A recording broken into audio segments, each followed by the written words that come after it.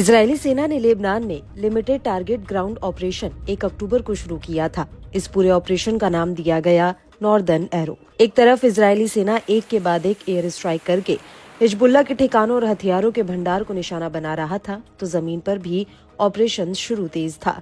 लेकिन अब cease fire का समय आ गया है। इजरायली मीडिया के मुताबिक नेतन्याहू ने मंगलवार को एक अहम घोषणा की, जिसमें उन्होंने हिजबुल्लाह के साथ युद्ध विराम की पेशकश की।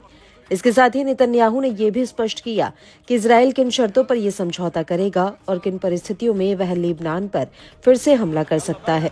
जब से सीज फायर की चर्चा शुरू हुई, उसके बाद से लेबनान की तरफ से हिजबुल्लाह के हमलों में भी कमी देखी गई है। जो हिजबुल्लाह दिन भर में इजराइल पर 150 से 200 रॉकेट तक दाग देता था, सोमवार को ये आंकड़ा बस डबल डिजिट तक ही सीमित रह गया। हालांकि इजरायली सेना यानी आईडीएफ इस सीज फायर के ऐलान से पहले हिजबुल्लाह के सारे बड़े ठिकानों को नष्ट कर देना चाहती है और इसके लिए लगातार एयर स्ट्राइक भी कर रही थी। सोमवार को भी आईडीएफ ने हिजबुल्लाह के एग्जीक्यूटिव काउंसिल के कई ठिकानों पर बम बरसाए। ये हिजबुल्लाह की सुप्रीम बॉडी है। इस जंग में आईडीएफ ने हिजबुल्लाह पर सदी का सबसे चौंकाने वाला पेजर अटैक तकनीकी लड़ाई का एक नजीर बन गया।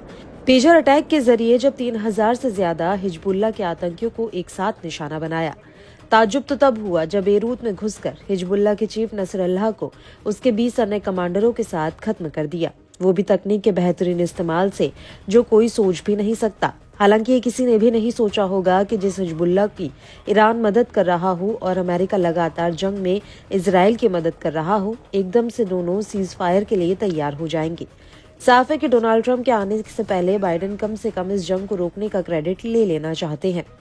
वैसे इजराइल और हिजबुल्लाह के बीच इस सीज फायर से संयुक्त राष्ट्र के शांति सैनिकों की चिंता भी खत्म हो जाएगी। यूएनआईएफआईएल के ठिकानों पर जहां हिजबुल्लाह ताबड़तोड़ रॉकेट बरसा रहा था, तो वहीं इजरायली सेना भी अपने टैंकों के जरिए इसके पोस्ट में घुसी जा रही थी। इजरायली हमलों में अब तक 45 लेबनानी सैनिकों की मौत हो चुकी है। यही वजह है कि सीज फायर से ठीक पहले लेबनान की सेना को इजरायली सेना की तरफ से निशाना बनाए जाने को लेकर नाराजगी जताते हुए चिंता भरा बयान भी जारी किया गया। बहरहाल इजराइल और हिजबुल्लाह के बीच सीज फायर से न सिर्फ लेबनान के आम लोगों को राहत मिलेगी, साथ ही जो भी इस जंग से बचने के लिए सीरिया और अन्य जगहों पर शरण लेने को मजबूर हैं, उनकी भी घर वापसी हो सकेगी।